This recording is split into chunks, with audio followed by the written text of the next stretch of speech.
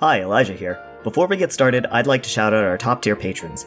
A big thank you to Nikki, Sean, Mace, Alan, Penny, Claire, Kit, the Jexbury guy, Charlie, and Katie. If you would like a shout out and access to our bonus content, you can find us on patreon.com/dandiesindanger. For a one-time shout out, you can also support us on ko-fi.com/dandiesindanger. As always, the best way you can help us grow is to tell your friends, subscribe, leave a review, or leave a positive rating. Thank you all so much for listening. And now, on with the show. Previously on Dandies in Danger.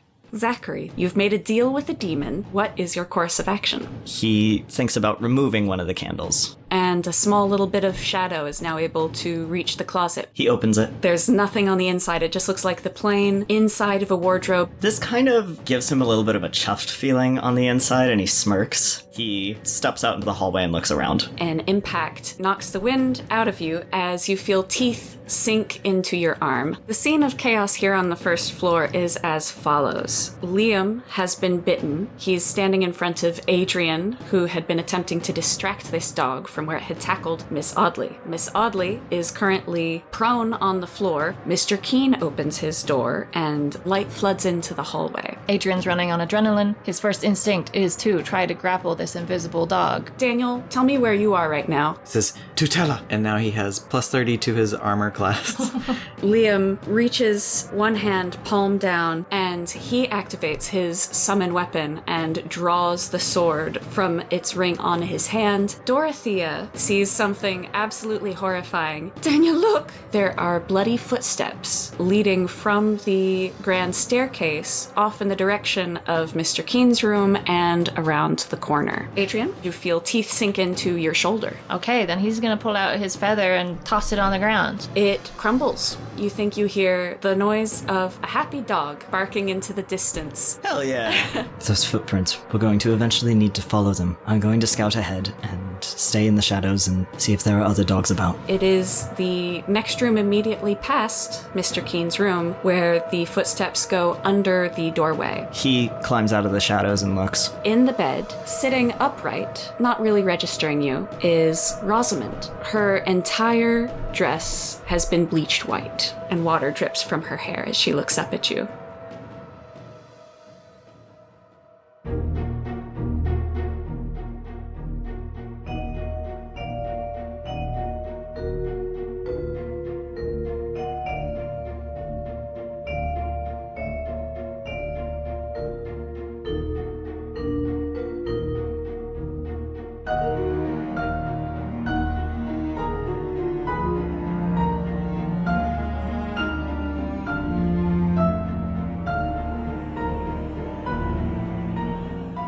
Hi, my name is Elijah, my pronouns are he, him, and I play the voice of Zachary Wilkos. Hello, I'm Cass. My pronouns are she, her, and I voice Liam Bardsley. Hi, I'm Chess, he, she, they, and I voice Daniel Pritchard. Hi, I'm Toast, pronoun she, they, and I play Adrian Edwards. We left off with Zachary in the Ruby Room, where he had recently emerged from the shadows to find Rosamond sitting in her bed, her clothes completely bleached white, and her body soaking wet. What is your next move, Zachary? When Zachary sees this scene, he gets a noise in his mind that is something a cross between a scream and a train whistle from the end of a tunnel suddenly and steadily growing louder and louder. And all his body does is act on instinct. Something about seeing this woman dripping, and she also has she's dripping wet, but is she dripping any red off of her? Like, her footprints were red, so does that mean she's kind of soaking in some kind of reddish hue liquid? Mm-hmm. Okay, that also really disturbs him. Her clothes are white, and she doesn't look like a functioning person, and his body just sinks himself back into the shadows as he goes careening back to where everybody was in the room. Very nice. What I would like you to do before you leave the room, don't fret too much though, just go ahead and give me a wisdom roll. A natural 20.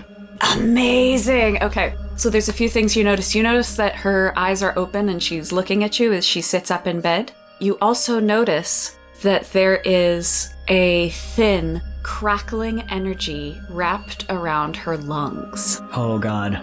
This is that same sort of spiderwebbing feeling that you sensed before from the staff, but now it is past midnight and you can see it. It's wrapped in her lungs like splintering veins or perhaps lightning, and there's a thread that leads from her lungs down into the floor at an angle. So that thread is what you see before you dip back into the shadows, presumably to rejoin the party. But let me not tell you what you do. No, yeah, he rejoins the party, and he pretty much flings out from the shadows. If there's like a corner, he's gonna probably try and just rabbit himself out of there. Okay, Zachary arrives from the shadows, and all the rest of us had recently realized that he was missing as we were tending to Adrian's wounds. Zachary has returned in action. It's happening. It's happening already. What? Rosamund, they've gotten her. Who? What? Where? She's, white, pale. Her lungs, He's holding his arm, and he's just sort of frantically speaking. Adrian's gonna get up, and he's gonna come over to Zachary and be like, whatever's happening, you need to sit down and let me bandage your wound. There's no time. It's too bad. You have to sit down, tell us while we're doing it, explain in short sentences if you can. Liam is also going to rise and help put a hand on Zachary's shoulder to encourage him to sit down. Adrian points at Liam, and you need to sit down as well. I'm not done with you. Well, we'll take care of Zachary first. I'll take Zachary, care of both of you. What happened after we entered the wardrobe? I lost sight of you. I was trying to help you, but I couldn't see you anymore after we entered the wardrobe. What wardrobe? There was a wardrobe. Adrian's going to go ahead and start bandaging people so I could roll, please. Yeah, go for it. Go ahead and you can do your roll. You've also got some proficiency in doctoring, so how are you going about this? He's going to pull back Zachary's sleeve, staunch the bleeding, bandage it up. He would do the same. He would lift up Liam's trouser leg and bandage it that way. Start with Zach. Okay. A 17, and I have +2 in my medical knowledge. Fantastic. Okay, so with a 17, you get 1d4 plus 3 healing. Also +1 for the bandages you're using. All right, okay. 8. Very nice. Go ahead and add that 8, Zachary. It makes it 27, which is above my max 25, so I'm just going to say 25. Yeah, awesome. Take it back up to awesome. max. Adrian actually gets you very well patched up as you've got this bite wound. Since it's punctures, it's more kind of like oozing rather than like active gashes that are bleeding, and so gets that pressure on there, gets lots of bandages. Your arm is probably still throbbing a little bit from the pain of it, but you know that it's much less at risk of being in danger. So you can go ahead and you continue speaking as Adrian does his work. Daniel leans in and says, all right, speak clearly and slowly. Where is Rosamund? He looks between Liam's questions and Daniel's questioning face, and he says, in her room. She's alive. Yes, but she's gone. Gone like the others. Do you know what I mean? She's not there. Like the staff. Yes. She has the same thread around her. Thread? That which ties her to Bush. She has, there's so much screaming. She has a connection to Bush. I see. He's got her. What do we do to release these people? Can we? As Zachary is talking with Daniel, Mr. Keene is also nearby and is taking notes. And he looks over to Liam for a moment and he says, you mentioned a wardrobe. What are you speaking of? The wardrobe, Zachary says. Liam, you weren't allowed to see you. She sent you away. She said that you would freak out. And you would have. She was massive. This demon boar of the forest. Mr. Bush, he's been making a deal with it, and he's been trying to get out of the deal. And that's why this is all happening. He's trying very hard to figure out how to say this all. What about a wardrobe? There's a wardrobe. It used to have. I don't know where she is now. A wardrobe that used to have a demon in it, and you released it. I'm sure Zachary wouldn't have released it. I'm sure, Zachary, you probably fought as hard as you could in order to face off against the demon. I'm just glad that you're all right. Look at his face. What have you done? Zachary. It has a pact with Bush. It's angry at Bush. Not at us. No. Because... Are you certain? Because they went into a deal. Bush went hunting a long time ago, and he and his fellows got sick. But he made a deal with the boar.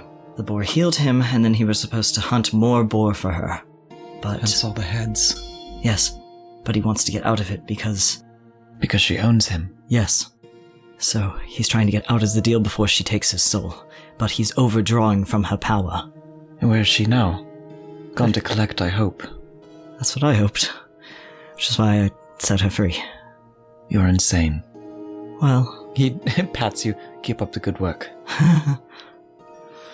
So, if he's distracted with his debt collector, my hope is that he doesn't really pay attention as we try to evacuate everybody and figure out what's going on. But if somebody's already been taken... And there are dogs loose, it seems. How many dogs were there? 5 or 6? Something like that, maybe. Maybe more. We haven't explored every room. Zachary and Daniel, give me a wisdom roll.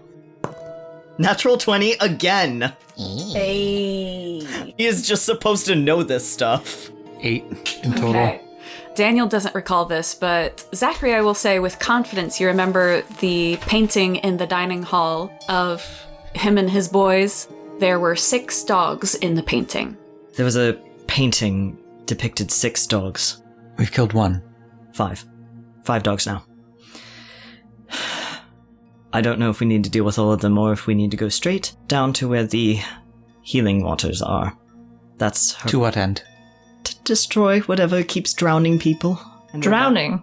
and reviving them so that they might be under Bush's service. He needs them All right. in between life and death. And he sends them back out so he has a whole lot of power that webs across the city. All right, so we go down to the waters, we intercept whoever may be on their way to be drowned. As long as we don't run into any more dogs, but he holds up his makeshift glass shard. At least we're prepared, some of us. Is there any hope for the people who have already been drowned? Maybe? They are tethered to an object of some kind, but we cannot destroy it because it will kill anybody attached. Then I suppose we sever the connection somehow. Do you know what the object is? No, and nor do I know what it is. What I know is that it is connected to the King family somehow. All right, well, we can talk on the way. Let's head down to the waters. Wait, what about the attic? That's where we were headed. That's true. Oh, damn it. They're being drowned down there, but it's possible they could be tethered to something somewhere else. I think the attic is a good guess. Shall we head up? We know how to open it. Should we split? No. But what if we're wrong? I don't enjoy the idea of splitting our party, but I would feel better about keeping people from drowning. We may need to send a group downstairs and another up. If we help them by severing the connection, then we help them no matter if they've drowned or not. But it's a guess. We don't know if it's up there or if it's down there. Then let's head up, check, and then head down. Well, there's dogs in either direction. We'll need Liam and Daniel's blade no matter what. I'm gonna summon my weapon. Just get it ready. So he looks at one of his rings and he says, "From the depths of slumber, small sword, hear your master's call, awaken," and it comes out. And he's got a glowing blue weapon, and so does Liam. I really Nice. should have brought one. But no, that would have been more dangerous for me. Well, you've got your little dagger. This glass shard I'm carrying around? Don't you have a magic bowl? When have you ever... A what? A magic bowl. A magic bowl? Magic bowl! It's blue, it's a sphere, and it lights up, and God, it's fire. I cannot understand you Welsh people at all. Yes, lightning ball. That's what I said. You just said it wonderfully. Let's go then. All right. Can I roll for Liam's healing? Yes, I was going to say, Adrian, go ahead, give me your d20 roll. A natural 20. Amazing! Okay. Ha ha ha. He's back, baby. I'm All here. right. Plan So was flawless. you can do... go ahead and do 1d4 plus 3 plus 1. 7 points. Liam puts his weight on it a few times to test it and does an experimental lunge with his sword to make sure that his legs can still support the weight, and it can. He turns back to Zach and says, Liam smiles at Adrian. It seems I know what I'm doing. Liam warmly puts a hand on his shoulder. You're the best doctor a man could ask for. Well, He's the best doctor we have right now. and he passed. Thanks, everyone. Well, I feel a lot better. So you did do an amazing job, considering. Thank you. Yes, wonderful. Let's go. Zachary. Hmm? Do you know how to fight this demon now that it's free? Do we necessarily need to fight this demon? Liam makes eyeballs at you. It sounds like its quarrel is with Lord Bush. But Well, there's angels in the city. They deal with this sort of thing. If there's a demon loose, they tend to it. If anything, they might come here. Perhaps we should focus on one thing at a time. Yes, Liam? Liam gives Zachary a sort of a strange look, but then nods his head curtly and lifts his sword up in a salute and says, "All right, I'll follow. We'll off to the attic then, shall we?" We shall. Liam will also turn to Miss Audley and say, "Ma'am, I'm sorry, I know this is probably quite alarming for you, but if you stay here, you ought to be well safe enough as long as you keep the door closed and locked. Mr. Keane, do you plan on coming with us, or are you going to stay down here as well and perhaps keep Miss Audley safe? To be frank with you, I haven't actually brought a weapon with me, so I think perhaps I will stay here in this room, but make sure you swing by as you come down." And Dorothea pipes up and she says, "I'm coming with you." Good. We'll need you. All right. I'll head out in the front. Liam, you take up the back, just in case anything comes from behind. Right. Liam also pipes up and says, "Adrian, is your shoulder all right? Should you maybe not stay here as well?" I'm not staying here. Thank you. Come on, Liam, he can take care of himself. Look, is there something in this room I could pick up and use as a blunt weapon? Candlestick.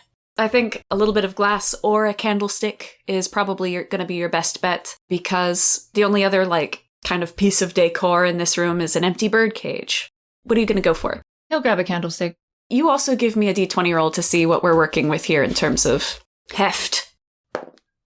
It was a natural one. A natural one? It falls apart in his hands. Yeah. It was rusted. It crumbles to dust. That's so funny. No, it doesn't crumble. You've got it. Don't worry about it. This is a great candlestick. You slap it in your hand a few times and you're So like, pleased. I'm gonna fuck up. I cannot I'm gonna wait. fuck up these taxidermy dogs. Gonna brain some dogs. Yeah. Oh, God.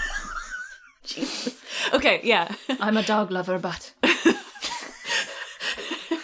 He is the I'm a doctor, but...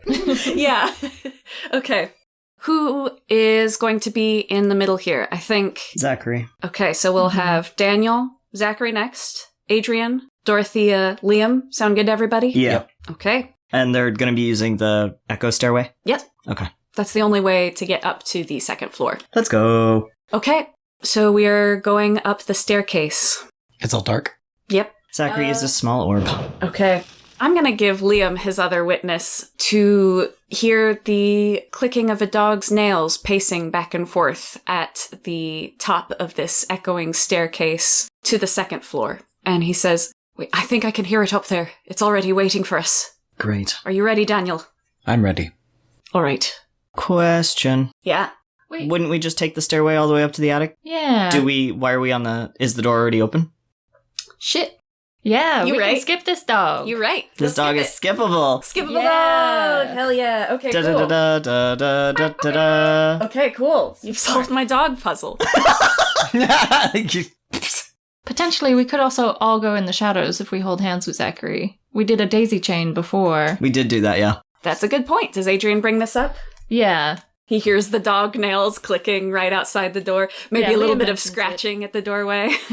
And he says, wait a moment. Could we not all slip into the shadows as we did when we escaped the church? Just get right up there to the attic. Avoid all the dogs. Although he turns and looks at Dorothea. Are you prepared to witness more paranormal frights? I'm ready. If you're alright with it, Zachary, if you feel it's safe. Well, the thing that had the pull over me is now probably bothering Bush, so he holds his hands out for anybody to grab. Whatever you do, Daniel says to Dorothea, do not let go. And he takes Zachary's hand. Alright, daisy chain. All right. He slips them into the shadows and they start heading towards the attic.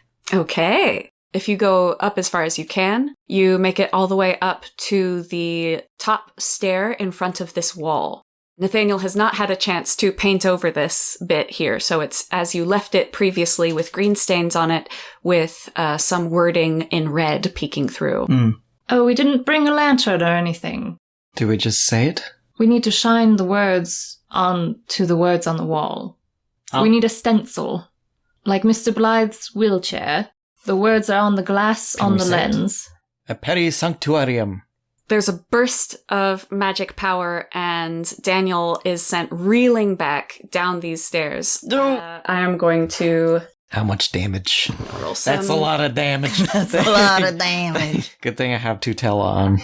Daniel takes 9 damage out of his shield bank as he is rocketed down the stairs by force damage blasting out from this wall. Daniel, oh god. First rule of magic, don't just say words. That scared the shit out of him. I'm gonna give him 1 point of fright, so now I'm at 5 fright.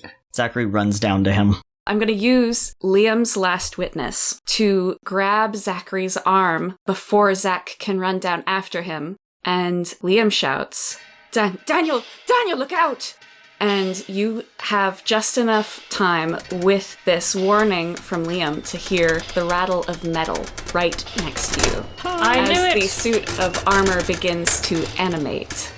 While Liam's not paying attention, Adrian leaps down the stairs. He rockets down there. What are you gonna do? Grapple the armor? Maybe. Actually, No. tackling it would be a good idea. Why? Here I go. I would like you first to give me, we're going to do contested D20 rolls because Liam is canonically in the back of the group. And so you would have to push past him.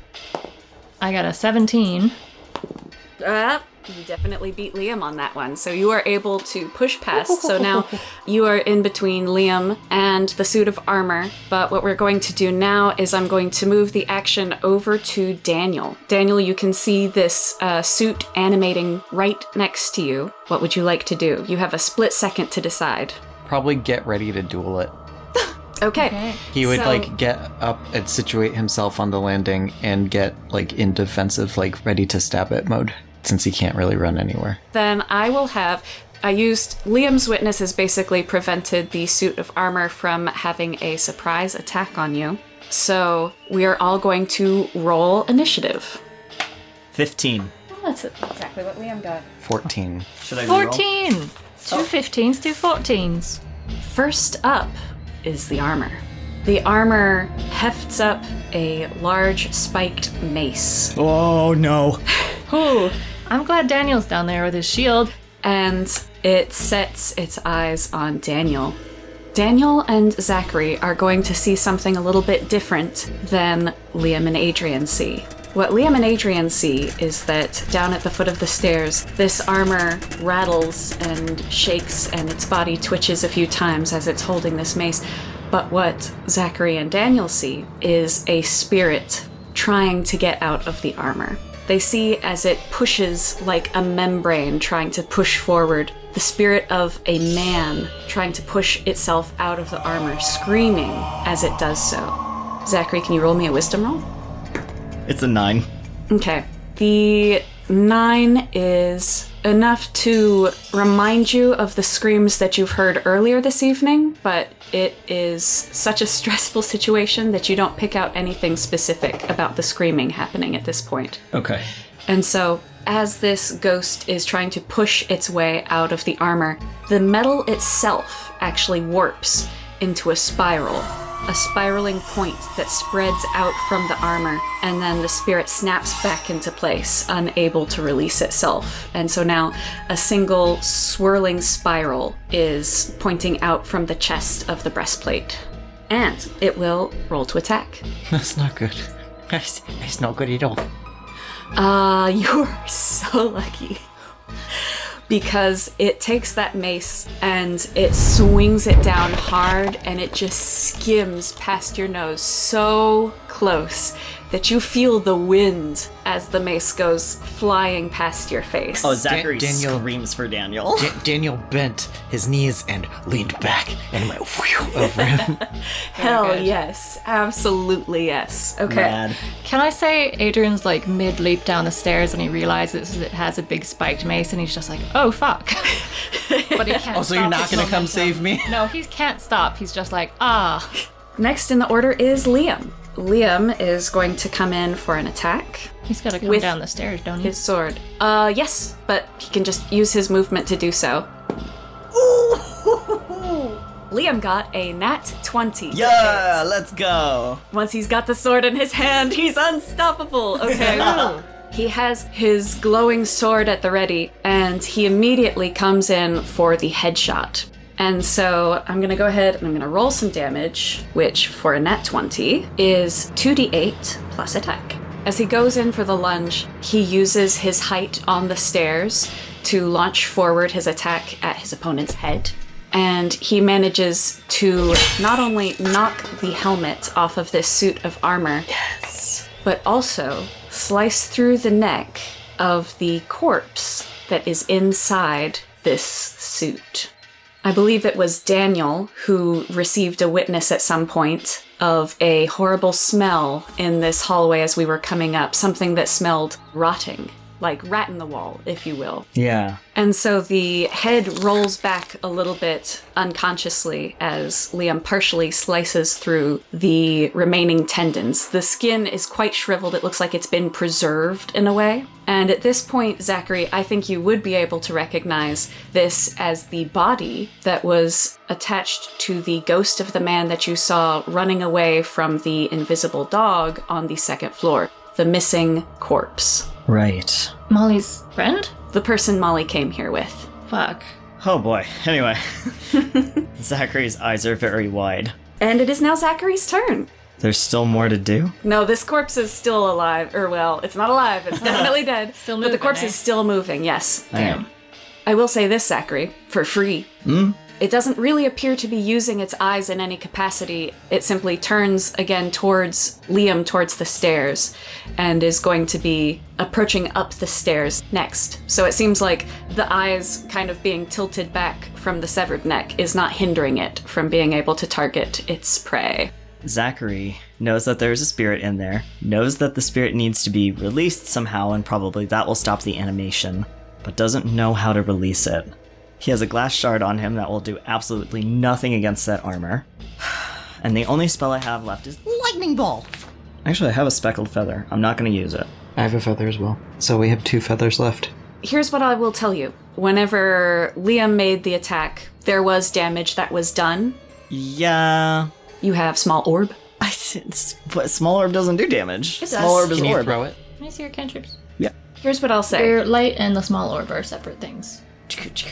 Yeah, so light makes light and the small orb does attack. All right.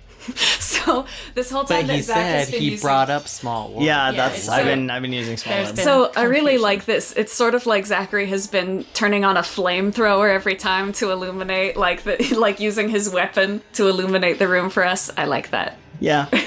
He's kind of in a mood right now. Okay. Yeah, sure. He throws his small orb. 8. Unfortunately, that glances off of the armor and seems to have no effect. He curses. Damn it. Now it is Adrian's turn. You're equipped with your candelabra, Well, candlestick. candlestick. He wants to come at it from the side and try to tackle it to the ground. What are you doing with your candlestick? I'm not gonna use it yet. His first instinct, tackle, and if he can get it on the ground, he'll try to bash it. Okay. Give me your d20 roll at disadvantage, please. Okay. Okay, disadvantage was a 17. It's a real shame because the other one was a nat 20. Excellent. Go ahead and roll me a d8 plus your attack. Well, the 1 plus 2, a 3.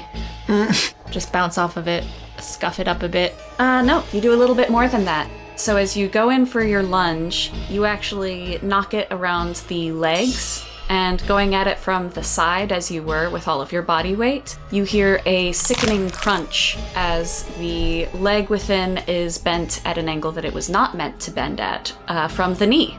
Cool. But it's just a corpse in there without a lot of juice left, so it crackles. All right, and now it is Daniel's turn. Chess's face. Daniel vomits. No, just kidding.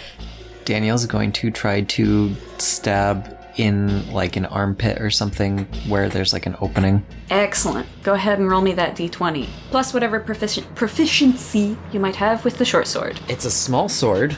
It is like a lighter version of a rapier. It's quick, and he has a +2 proficiency with it. 10. 10 does hit. So you manage just barely to wiggle your sword in there. Go ahead and roll me 1d4 plus your attack. I got a 1. Plus your attack. 5. This thing is looking fairly banged up as it is, and Daniel, out of the corner of your eye, you can see Dorothea also rushing down the stairs with her cane brandished, and she has proficiency with that. Despite the proficiency, it is sadly not enough to make a hit. She makes a swing for the other leg, but misses. I'm going to say that Adrian and Liam are standing close together, and Dorothea and Daniel are now also standing close together. And we're back up to the top of the round. Once again, Daniel and Zachary see the spirit within try to make another attempt at escape. This time on the lower part of the breastplate, closer to the abdomen, you see the spirit try to push its hand outward and the metal spirals into a point as it tries to release itself. And then it snaps back into place, and now there are 2 spikes shooting out from the front of its breastplate. And having failed at its escape, it is going to make a run up the stairs towards Liam and Adrian. This time, it is not wielding its mace. It is charging directly towards us. Okay. As if to give an embrace. How am I on the stairs if I went and tackled it? Well, we're on, the bottom stair. We're, towards the stairs going up. Okay.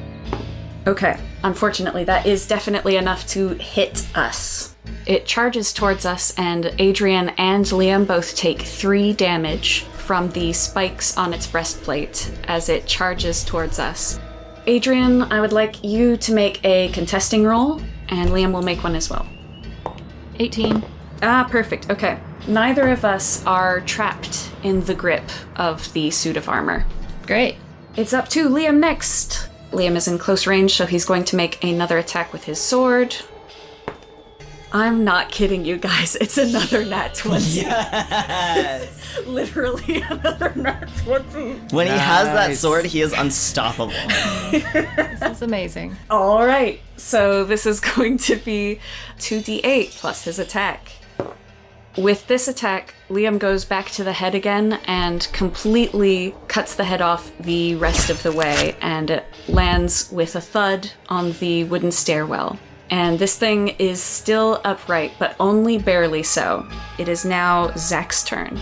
God, Zachary's been watching this soul kind of seem like it wants to get out of its trappings. So he runs down more towards it, and he says, I think it's trying to get out of the armor.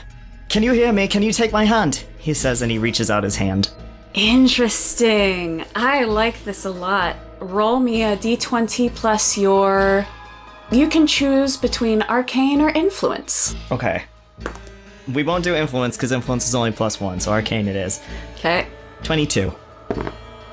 Oh, you say that, and you hear the groaning of this spirit that's been trapped in its corpse past its prime, and it reaches out one more time, and as it does, it also sends this armor spiraling out in front of it as it tries to reach for you. Are you going to keep your hand out? Yes. Okay. You were very effective. You were trying to help this thing do exactly what it wants to do. And so this metal spike shoots out incredibly fast. Faster than I think you were even expecting based on its previous attempts. Mm-hmm. And it shoots out and pierces fully through the meat of your palm, and I would like you to please take 13 damage. But as it does so, and as the blood goes spiraling back down into the suit of armor, from your palm into its corpse, the whole thing suddenly goes slack and falls out of your palm. Oh! And the spirit steps away and looks at you. There's a moment of complete consciousness, and you feel a wave of gratitude radiating from this person. He nods back, but he's holding his very injured hand, just kind of half clutching it because it's in so much pain, and he just sort of looks over, he's shaking, and he gives a very shaky nod. You can go now. He leans forward and whispers into your ear, and then smiles and disappears. Adrian, I think it pierced all the way through my hand. I can't move my fingers. Well, I'm coming. Hang on. Adrian tears off his cravat, and he's coming to wrap it up. No cravats. Fuck that. This is the No Cravat Club. For once, Liam is the last one wearing his cravat. We're the NCC, the No Cravat Club. Yes. Okay. What did it whisper? Yeah, give me a second. Oh, it's a secret message. Okay. He nods, but he's also very pale and looks like he's gonna pass out. Excellent. Adrian is going to wrap up Zachary's hand. Can I roll for that? How big is this wound? It's big enough that you don't actually feel it, Zachary, which is a little bit more worrying than if you could feel it. Uh-oh. He's in shock. Mm-hmm. Yeah, and also, like, past a certain point through the nerves and everything. He leans on Adrian very hard. Oh, it's all right. I've got you. Christ, that's a wound. Dorothea is also trying to, like, help prop you up from where she stands. I got 14 for my 20 roll to heal. Okay, that's going to be 1d4 plus 1 for the cravat. Okay. Says, I'm sorry, this isn't much. It's okay. It's alright. Okay, 5. Excellent. Can you still use your 13, hand? 14, 15, 16, 17. I'm gonna say as Eli, probably not. Well, if you If it... hook up with that boar, yeah. You got a point. Why you gotta say it like that? Oh, I didn't mean it that way. Zachary looks at Daniel a little horrified and says, I can't move my fingers. And this is his right hand, right? So his dominant hand. Yeah, I think so. Just keep it wrapped tightly. Liam looks angrier than you've frequently seen him in the past, and he rounds on Zachary and Adrian at the same time. This is exactly why the two of you should stay back in a fight like that. I had it.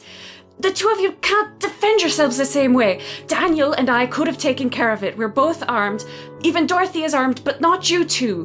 Why do you do these things? I have to do something.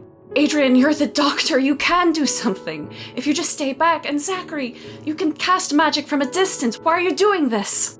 He needed out of the armor. I got him out of the armor. I stopped the fight before anybody else got hurt. I don't know why you're so angry. Because you got hurt. You great idiot. Shut up, Liam. You act like we're completely useless. You coddle Adrian constantly, and you tell us to stay back so that what, you can get hurt? As if you're not important either? Shut up! We're all adults here! I can fight with the sword. I'm That's great! armed. I'm so happy for you, Liam. Yes, you're smarter, braver, and more valiant than us all, and all of us weaklings should just stay behind you. Shut up! We are all trying to save people right now. Liam inhales sharply and steps back, and he's breathing hard and he nods his head. Adrian's really chuffed he's not the one getting yelled at by Zachary. He's like, wow, this is amazing. It's like, holy shit, is this what it's like to be on the sidelines of this? Yeah. Liam looks towards Daniel and he says, are you alright with this? Our friends just running in to throw themselves bodily into harm's way? I must admit, all four of us at times rush in without consulting the others. Well, there you are. I suppose we're all a bit foolhardy at times. I didn't know it was going to pierce my hand, but that didn't mean that I should sit back and try nothing. Do you know any healing spells? Not yet. Something when I get home, though. Certainly. And it's...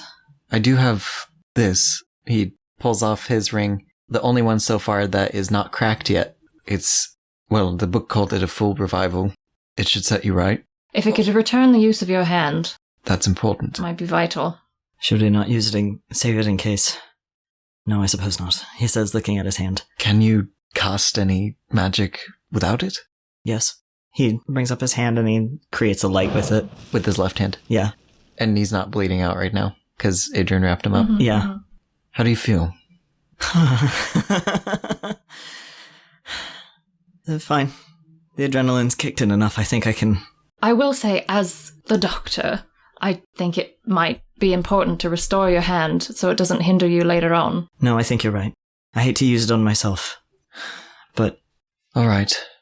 Daniel leans down with Zachary and he puts his ring back on and he takes Zachary's hand very gently and he says, Sana, Spiritus, Sana.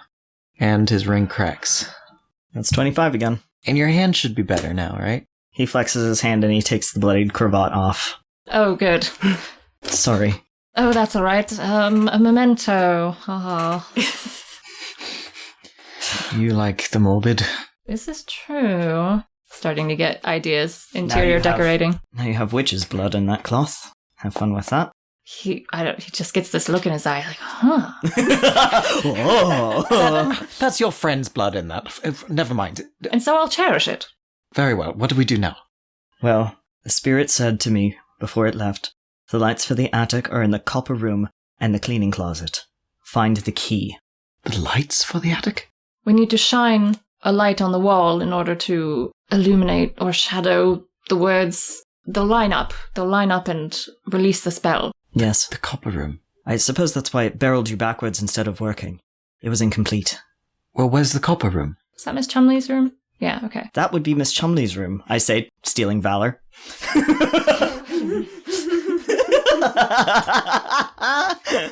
Did we play a round of the game in there? Mm-hmm. Daniel, in fact, is the one who saw that lantern in there on her shelves. Okay. That's how you were. Bing, bing, bing. His brain goes bing, and he's like, I know where it is. You do? Yes. Where's this cleaning closet? I'm not sure. Is that where Nathaniel is living right now? On the ground floor? I mean, he In the has a cleaning room. closet? No. He has a room, I Does he? believe. Oh, sorry, you're right. You're right. Moving on. So we need to get back downstairs, where there's more dogs. We have 2 feathers. We can dispel 2 of them. And we can travel in the shadows still. Don't forget that. That's true. We've got 3 weapons, kind of, including We Dorothea. have 4 as far as we know. And he holds up his candlestick. Back in the shadows? To the copper room, I guess. Why don't I knock on Miss Chumley's door to see if she'll open up and speak with me? There's a dog on that floor, though. We may just have to barge into the woman's room. Perhaps she'll be excited by the idea. She seems up for a game. Adrian. What? Come on now. Fine. If we can sneak in, grab it, I know where it is, and then leave. I wouldn't If be she's even opposed to still that. in her room. She may not even be there. Let's stop wasting time. Let's just go. Let's go into the shadows and maybe come out on the outside of the door and knock. And then if she's not there, we go in. I think we should just barge in. And he grabs Zachary's hand. Dorothea says, I think we should knock. The grabs the other hand. Grabs the other hand. Well, whatever it is, Zachary will be deciding because he's the one who moves us through the shadows, all right? Everyone hold hands. Don't let go. Suddenly, I don't feel in charge. He ducks into the shadows. And the bell strikes 1.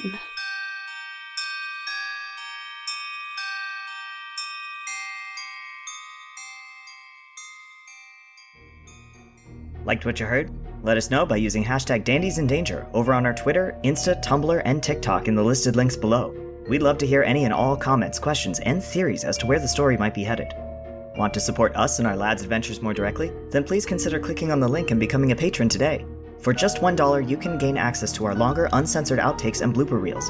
For $5, you can have access to exclusive stickers, in-world letters written by and for the lads, poetry by Adrian and Daniel, and original music from the show composed and scored by Chess Albanese. Can't afford to support directly? No problem. Podcasts survive by word of mouth. So if you like what you heard, tell your friends, family, and local graveyard ghosts all about these exciting tales. Thank you, and we'll see you next time. Dandies in Danger is written and voiced by Elijah Bergateris as Zachary Wilkos. Cast as Liam Bardsley. Chess Albanese as Daniel Pritchard. And Toast as Adrian Edwards. It is edited by Toast. Original score and music composed by Chess Albanese. It is produced by Dandies team, and made possible by listeners like you.